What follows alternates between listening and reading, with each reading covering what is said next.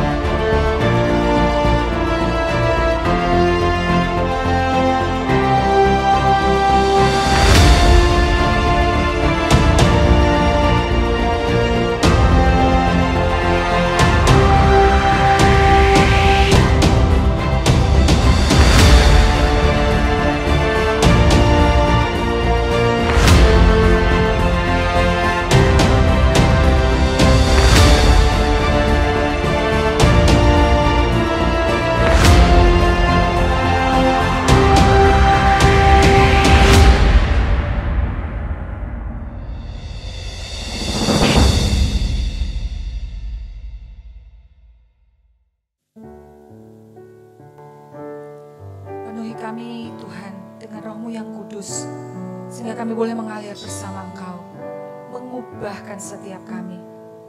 Terima kasih Tuhan, terima kasih. Roh-Mu yang hidup penuhiku, mengalir dalamku.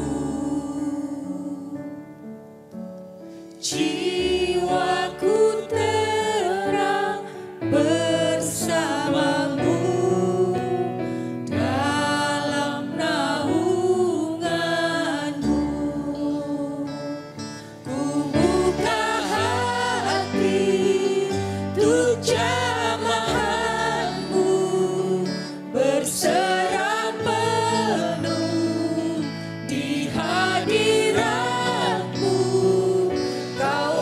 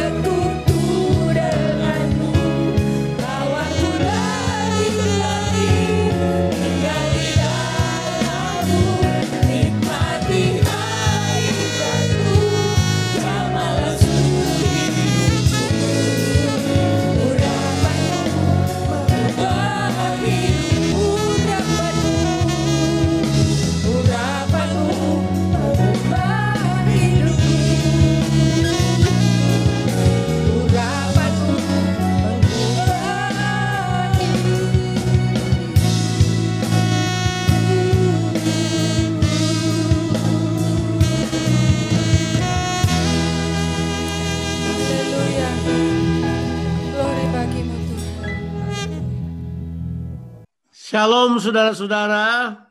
Mari kita satu dalam doa sebelum kita mendengarkan firman Tuhan. Kami datang kepada Tuhan berdoa supaya Tuhan berbicara kepada kami di hari yang berbahagia ini. Saya percaya kami semua umat percaya ada di sini mengharapkan berkat dari Tuhan. Kami perlu Tuhan terangi hati kami dan mata kami untuk melihat janji-Mu yang besar yang Kau siapkan bagi kami, Tuhan. Berkati kami, biar kami mengerti apa yang terkandung dalam firman-Mu. Berkati kami semua dengan roh hikmat dan wahyu, biar kami memahami kehendak-Mu. Terima kasih banyak Bapa di sorga, dalam nama Tuhan Yesus Kristus. Haleluya. Amin. Amin. Amin. Puji Tuhan. Apa kabar saudara-saudara? Shalom. Coba jempolnya dulu dilihat. Apakah saudara berbahagia? Puji Tuhan. Ya, saya adalah satu pribadi yang sangat bersemangat kalau berbicara tentang kenaikan Tuhan Yesus Kristus. Ya, ada banyak hal yang saya pelajari, yang saya gumuli, yang saya lihat di dalamnya. Nah, kita akan membaca beberapa ayat Alkitab untuk kita sekalian. Ayat ini tentunya selama hari Minggu atau hari Kamis ini, saudara bakal dengar dibacakan ya. Di dalam Lukas 24, ayat 50 sampai 53, dan kitab Kisah Rasul pasal yang pertama, ayat 9 sampai ayatnya yang ke-11. Demikianlah firman Tuhan. Saya ingin bacakan Lukas 24, ayatnya yang ke-50 sampai 53. Lalu Yesus membawa mereka keluar kota sampai dekat Betania. Di situ ia mengangkat tangannya dan memberkati mereka. Aduh, suka banget. I like this. Dan ketika ia sedang memberkati mereka, ia berpisah dari mereka dan terangkat ke sorga. Mereka sujud menyembah kepadanya. Lalu mereka pulang ke Yerusalem dengan sangat bersukacita. Mereka senantiasa berada di dalam bait Allah dan memuliakan Allah. Langsung ke kitab Kisah Para Rasul, pasalnya yang pertama ayat 9. Sesudah ia mengatakan demikian, terangkatlah ia, disaksikan oleh mereka dan awan menutupnya dari pandangan mereka. Ketika mereka sedang menatap ke langit waktu ia naik itu, tiba-tiba berdirilah dua orang yang berpakaian putih dekat mereka dan berkata kepada mereka, "Hai orang-orang Galilea, mengapakah kamu berdiri melihat ke langit? Yesus ini yang terangkat ke sorga meninggalkan kamu akan datang kembali dengan cara yang sama seperti kamu lihat dia naik ke sorga." Puji Tuhan. Haleluya. Nah, ayat-ayat yang kita baca ini sebenarnya so powerful. Saya katakan demikian karena bagi murid-murid Yesus, kenaikan Yesus ini seperti sebuah pengalaman mata terbuka. Ya, ada banyak hal yang berubah dari para muridnya waktu Yesus naik. Ya, kita harus mengerti bahwa kenaikan Yesus itu adalah, ini bahasa saya pilih hati-hati sekali, adalah sebuah fase glorification buat Yesus. Ini adalah fase Yesus dimuliakan sebagai raja. Jadi di sini Yesus bukan manusia biasa lagi. Dia bukan cuma, dia sekarang adalah raja di atas segala raja. Dan tanda dia naik ke sorga ini menunjukkan kepada kita bahwa inilah kesempatan yang luar biasa buat kita mengenali dia sebagai raja, penguasa yang duduk di atas tahta. Nah, ini penting sekali buat kita. Jadi secara teologi ya, kita implikasinya jelas bahwa tadinya dia cuma dibilang aja dia Mesias yang menderita, dia raja yang mati, dia raja yang menderita dan seterusnya. Sekarang dia bangkit, tapi kebangkitannya masih membingungkan kan? Ada banyak orang yang bingung, tapi begitu dia naik di depan murid-muridnya, sesuatu yang berbeda. Apa yang berbeda? Coba saudara perhatikan ayat pasal 24 dan ayatnya yang ke-50 sampai 53 itu. Yang berbeda pertama adalah nggak pernahnya Yesus tuh memberkati murid-muridnya. Pernah nggak saudara dapati Yesus kumpul muridnya kemudian memberkati mereka? Nggak pernah tuh. Saya baca di Alkitab berulang-ulang. Nggak pernah dia panggil Petrus kemudian Petrus, aku memberkati kamu. Nggak ada yang kayak gitu. Terlihat Yesus memberkati itu cuma pada siapa? Pada waktu anak kecil datang. Yesus menumpangkan tangan pada mereka dan memberkati mereka. Lain daripada itu nggak pernah. Tapi anehnya Lukas menggambarkan sesuatu yang berbeda. Yesus mengangkat tangan pada mereka dan memberkati mereka. So this is new. This is new buat mereka. Oh kenapa ya? Saya mempercayai Tuhan berkata mulai sekarang aku akan ada bersama dengan kamu. Dan salah satu tuntunannya adalah berkatku akan turun ke atasmu. Wah, tentu kita bisa definisikan lah berkat itu seperti apa. Tapi itu luar biasa itu. Coba saudara lihat kan, dia naik dalam keadaan memberkati. Wah, senang banget dia terangkat dalam keadaan memberkati. Saudara tidak pernah lihat itu selama Yesus berjalan di bumi. Makanya saya bilang, coba pelajari Alkitab saudara. Itu adalah sesuatu yang unik. Itu sesuatu yang powerful. Tapi dibagi-bagi murid-muridnya pun, ini juga aneh. Pernah nggak saudara lihat murid-murid Yesus menyembah Yesus? Selama dia ada jalan.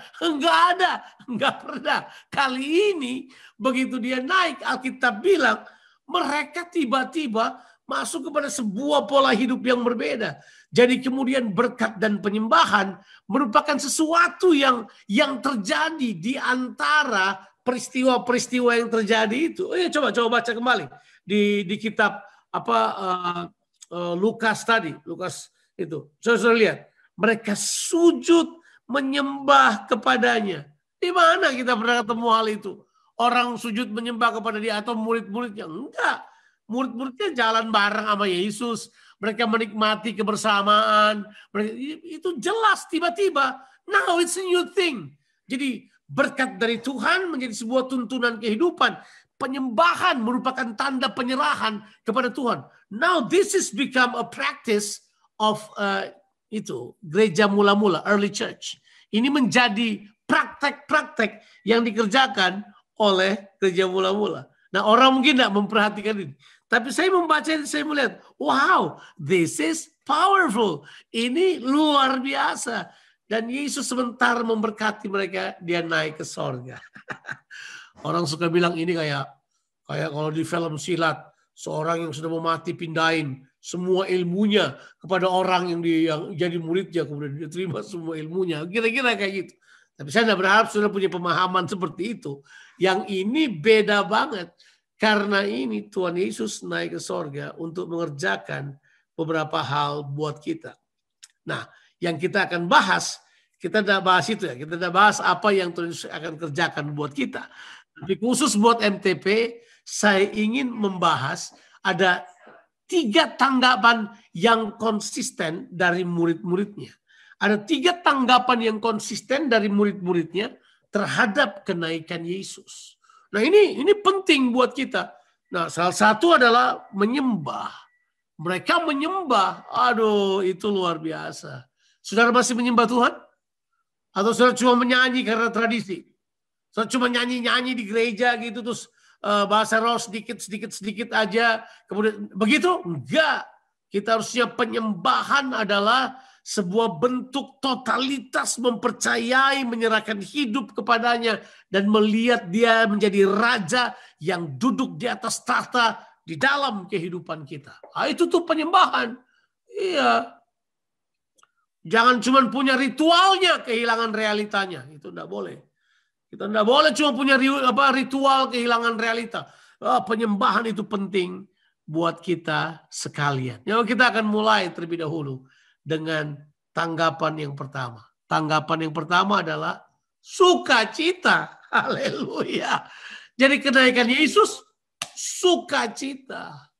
Sukacita karena kenaikan Yesus.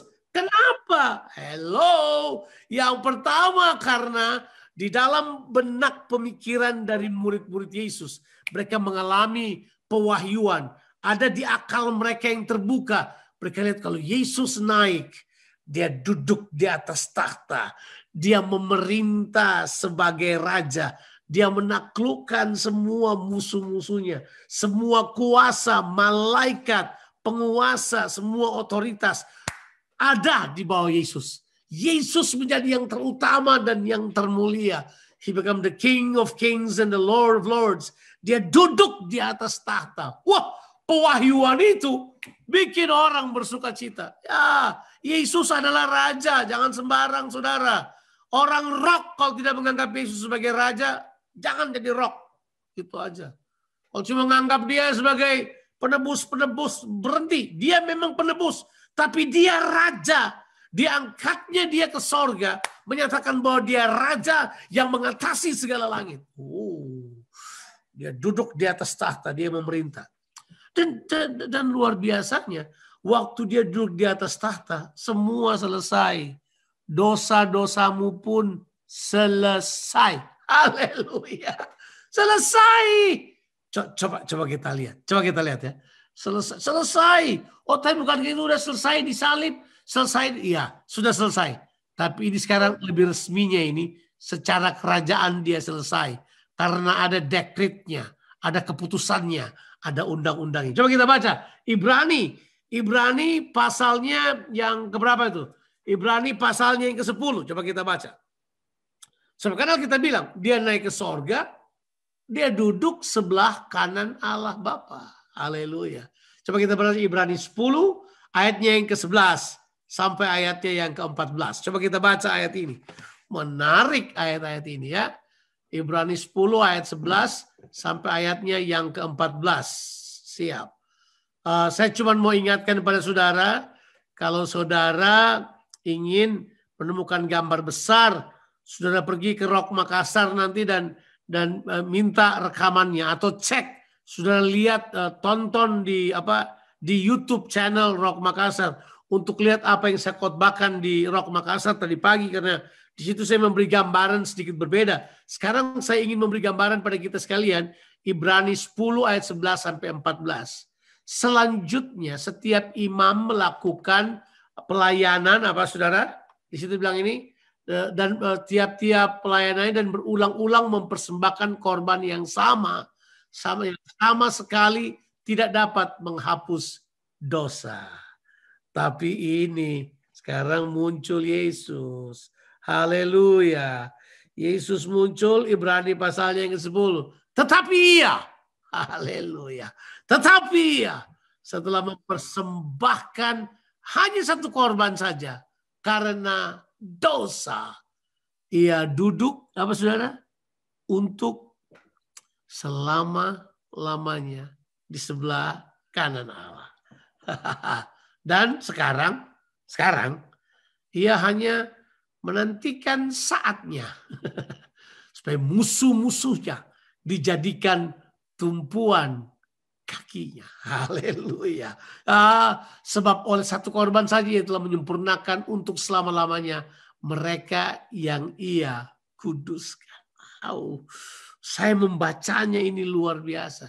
Jadi waktu dia naik ke sorga, dia duduk di tahta, dia sekarang masuk pada sebuah pekerjaan menyempurnakan kita orang percaya. Nah, dalam proses penyempurnaan itu, dia juga mau kita mengerti bahwa dia telah memberikan kepada kita kuasa. Sehingga dia sekarang tunggu aja kita yang kemudian menaklukkan semua musuh-musuh di hadapan Tuhan. Haleluya.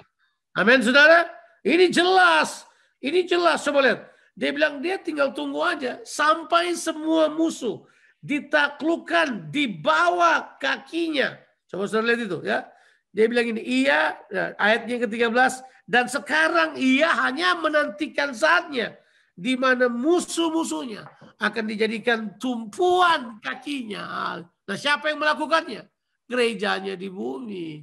Sebab musuh Tuhan nggak di sorga, musuh Tuhan adanya di bumi sekarang ini. Dia tinggal tunggu aja. Tinggal diinjak-injak. Jadi tumpuan kakinya. Kan gereja adalah tubuh Kristus. Gereja adalah kakinya yang akan menginjak-injak. Itu tuh. Menginjak-injak musuh-musuh Tuhan. Dan Tuhan beritahu buat kita. Kita sekarang, prosesnya Tuhan Yesus sekarang, sudah bukan lagi menebus kita kan. Sudah toh. Sudah selesai penebusan kan. Sekarang dia apa? Menyempurnakan mereka. Dia menguduskan kita. Dari atas tahtanya dia menguduskan kita. Dari atas tahtanya dia memurnikan kita. Dari atas tahtanya dia membawa kita pada sebuah kehidupan yang penuh dengan kemenangan. Haleluya. Ini aja membuat kita bersemangat. Ini membuat kita betul-betul terangkat sambil berkata, ya Tuhan, benar, kenaikanmu ke sorga memberikan kepada kita sebuah pengertian baru. Makanya murid-murid Yesus, mereka bersuka cita. Orang pasti bertanya, gurunya pergi, kok mereka pulang bersuka cita? Oh iya, beda. Kepergiannya sudah membuka mata mereka. Kepergiannya sudah memberikan kepada mereka pengertian dan pemahaman. Kepergiannya telah memberikan kepada mereka harapan baru. Jadi yang pertama adalah sukacita. Haleluya. Iya kan? Ditulis toh. Ditulis tadi di dalam Lukas 24 ayatnya yang ke-52. Mereka sujud menyembah. Lalu mereka pulang ke Yerusalem dengan apa? Bukan cuma bersukacita loh. Sangat bersukacita. Haleluya. Sangat bersukacita. Ini dia. Kita pun hari ini bersukacita. Karena kita tahu Tuhan duduk di atas takhta. Tuhan raja di atas segala raja.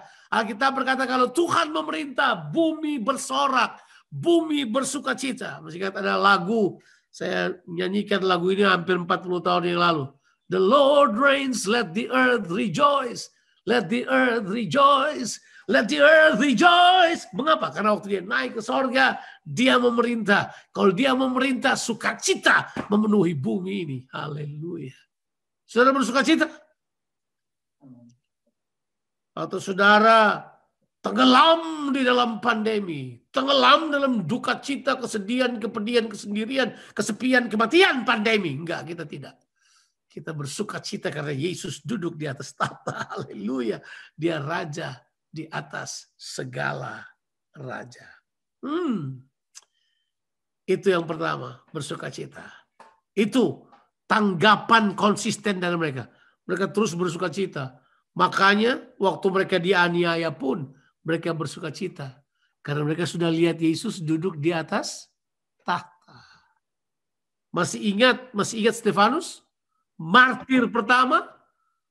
Waktu dia mau dirajam dengan batu, apa penglihatannya? Penglihatannya bukan 7 bidadari, nggak ada. Penglihatannya bukan yang ngawur-ngawur. Penglihatannya adalah begini. Yesus di atas tahta. Bahkan dia nggak duduk, dia berdiri. Dia berdiri di tahtanya. Menyambut orang-orang yang punya pengharapan yang luar biasa. Sukacita itu yang pertama. Itu konsisten mereka miliki. Jadi mereka dianiaya bersukacita, dihadang bersukacita, mengalami penderitaan bersukacita. Karena kenaikan Yesus membuka mata mereka untuk melihat bahwa apapun yang terjadi sekarang, Yesus duduk di atas tahta. Yang kedua adalah harapan. Harapan apa? Nah ini dia. Harapan yang pertama adalah harapan bahwa kita akan menjadi sama seperti dia. Nah itu jelas. Harapan ini yang terbersit di kepala mereka. Sampai mereka melihat seperti Yesus. Sekarang mereka siap masuk pada apa yang Tuhan inginkan. Harapan untuk berpartisipasi bersama-sama dengan Tuhan. Harapan untuk menerima semua warisan yang Tuhan janjikan kepada mereka. Harapan untuk mengalami dan memanifestasikan kuasa yang Yesus berikan kepada mereka. Harapan untuk berdiri di depan bangsa-bangsa memberitakan Injil Kerajaan Allah. Harapan yang jelas. Haleluya.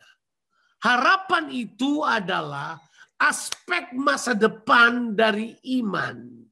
Di mana harapan kitalah yang menentukan apa yang kita kerjakan saat sekarang. Haleluya. Kalau saudara punya harapan, saudara tidak akan terpukul karena pengalaman masa lalu.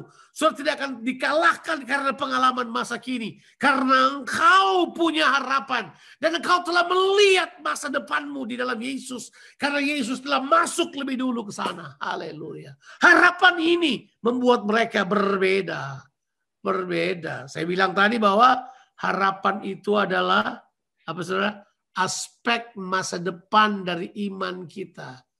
Jadi harapan itu tidak pernah berurusan sama masa lalu. Hanya orang yang melankolis yang berpikir masa lalu, melulu masa lalu. Itu udah aja. Pikirannya masa lalu, biru, kelabu, dan sendu. Itu aja pikirannya mereka. Kita enggak.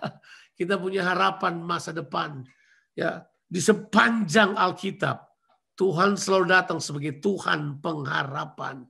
Dia beritahu buat kita, hey, pengharapanmu sungguh ada. Jangan lupa, aku duduk di tahta. Itu dia. Tapi kan sekarang kita kayak gini-gini. Sekarang, tapi nanti. Gitu. Itu harapan gitu tuh. Sekarang, tapi nanti. Sekarang kayaknya nggak keren nih. Nanti kita akan mulia. Gitu. Ada harapan kayak gitu. Oh, sekarang kayaknya susah-susah. Nanti kita akan bahagia. Pengharapan selalu gitu. Sekarang, tapi nanti. Sekarang mungkin berbeda dengan apa yang kita harapkan. Tapi nanti pasti. Karena pengharapan itu adalah sauh yang kuat. Pengharapan itu jangkar. Ada yang tahu jangkar nggak? Jangkar itu istilah perkapalan. Jadi hanya di laut orang pakai jangkar. Kalau di atas darat nggak ada. Tukang beca nggak buang jangkar di jalan. Nggak. Supir bus nggak pakai jangkar. Ya, nggak. Jangkar itu dibuang oleh pelaut. Apa tujuannya? Supaya jangkarnya tertancap ke tanah bagian bawah dasar laut. Supaya kapalnya nggak kemana-mana. Ya. Kalau saudara tidak pakai jangkar, saudara berlabuh di Makassar, besok pagi saudara tiba di bau-bau. Itu kalau saudara tidak pakai jangkar begitu. Saudara bisa terbawa arus. Tapi jangkar nggak begitu. Jangkar punya pengertian bahwa saudara ada itu apa tuh? Namanya stuck in the place. Saudara ada pada tempat yang tepat. Alkitab bilang begini. Pengharapan kita itu adalah sauh yang kuat. Adalah jangkar yang kuat. Ya, anchor bahasa Inggrisnya. Jadi dibilang pengharapan itu adalah anchor yang kuat. Dan Yesus telah berjalan melintasinya. Pengertian melintasi adalah Yesus sudah meninggalkan bumi, masuk ke sorga, ke alam roh, ke suatu tempat nanti, ke masa depan saudara. Dia telah melintasi segala langit, kata yang dipakai itu. Ya, jadi berarti gini, karena ada jangkarnya Yesus, saudara terbawa terus. Saudara tidak bisa pergi kemana-mana lah. Wong, saudara jangkarnya sama Yesus. Nggak akan pergi kemana-mana. Kalau saya punya bahasa begini. You stuck with Jesus. Saudara sticking with Jesus. Tetap bersama dengan Yesus. Yesus kemana, saudara ikut. Karena begitu kan. Jangkar begitu. Dia jangkar. Kita nggak bisa kemana-mana lagi. Dia mulia, kita bakal jadi mulia. Dia memerintah, kita akan memerintah bersama dengan dia. Semua yang dia capai, jemaat pun akan melakukannya. Itu pengharapan. Pengharapan. Saya udah bilang tadi. Pengharapan kita terbanyak. Kalau dia tergambar di pemikiran kita. Itu akan menjadi hal-hal yang kita lakukan pada hari ini. Ya, saya sudah bilang kan. Pengharapan itu adalah aspek masa depan dari iman. Di mana hal tersebut mempengaruhi tindakan kita, sikap kita, bahkan keadaan kita pada hari ini. Saya kasih contoh. Kalau saya berharap, misalnya, kalau saya berharap anak saya akan jadi perenang nomor 1 di dunia. Mempengaruhi nggak pada tindakan saya? Jelas. Dari umur 5 tahun saya sudah masukkan dia ke kolam renang. Iya. Kalau dia kebanyakan main basket, saya ingatin, nak, kamu bakal jadi juara renang, bukan juara basket.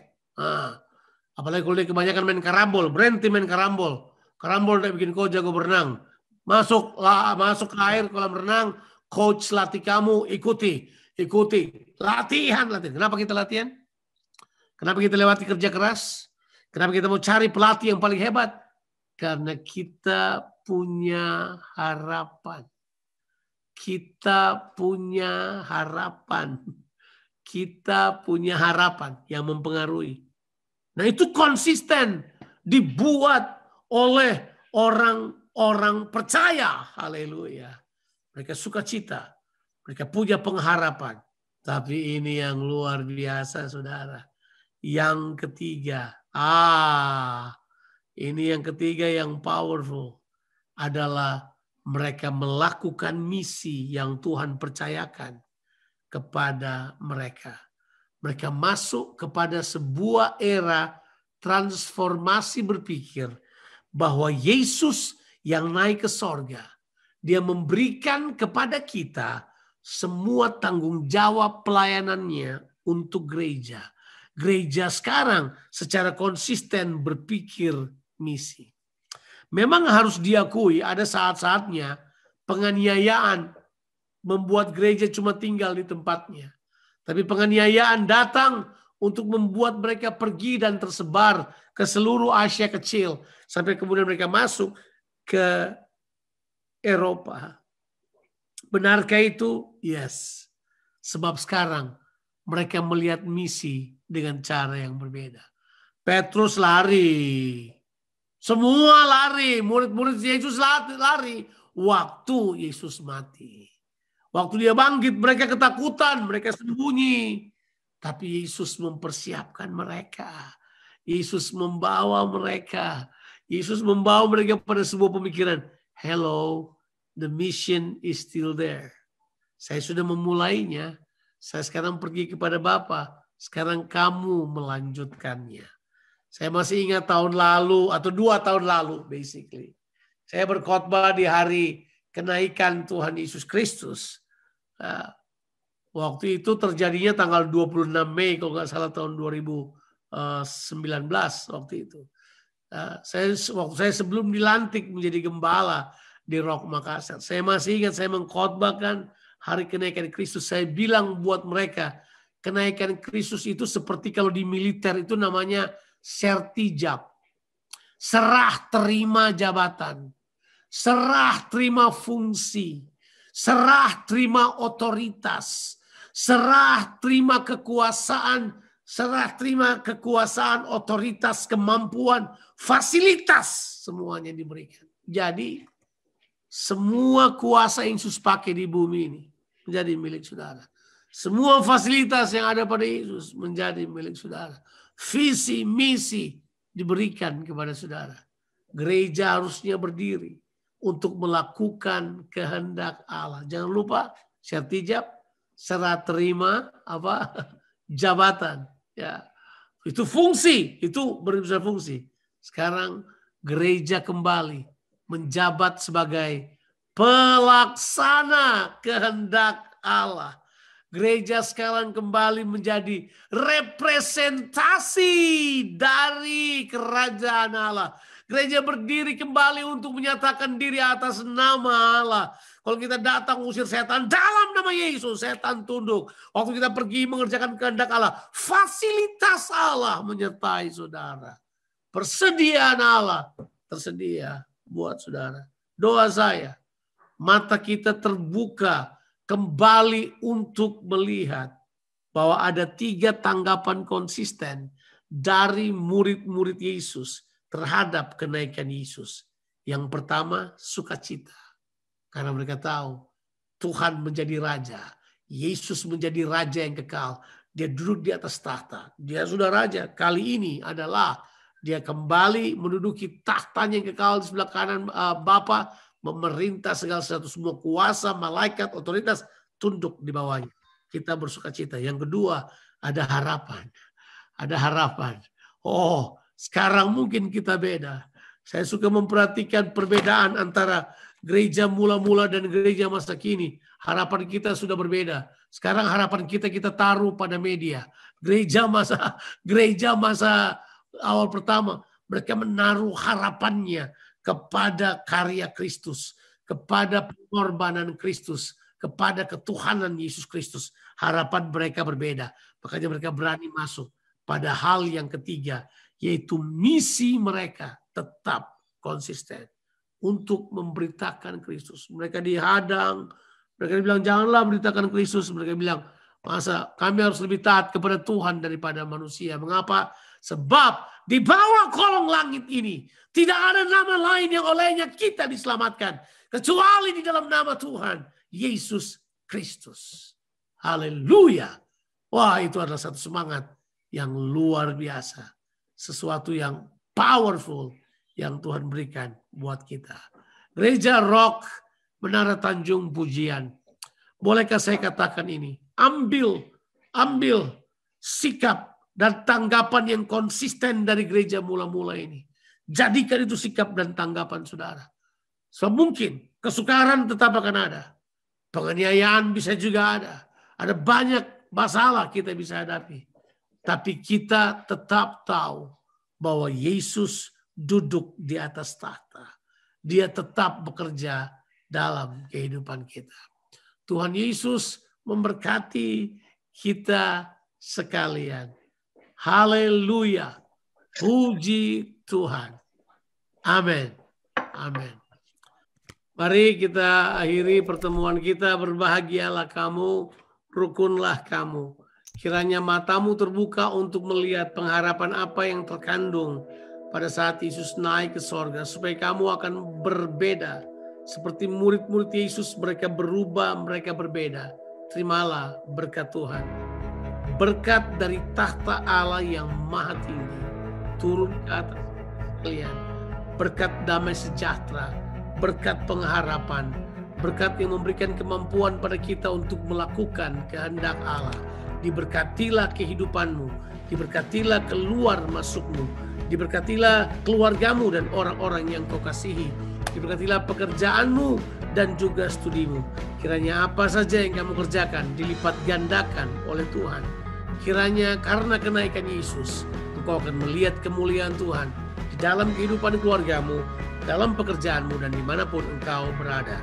Tuhan memberkati engkau hidup di dalam kehidupanmu. Dalam nama Tuhan Yesus Kristus. Amin. Amin.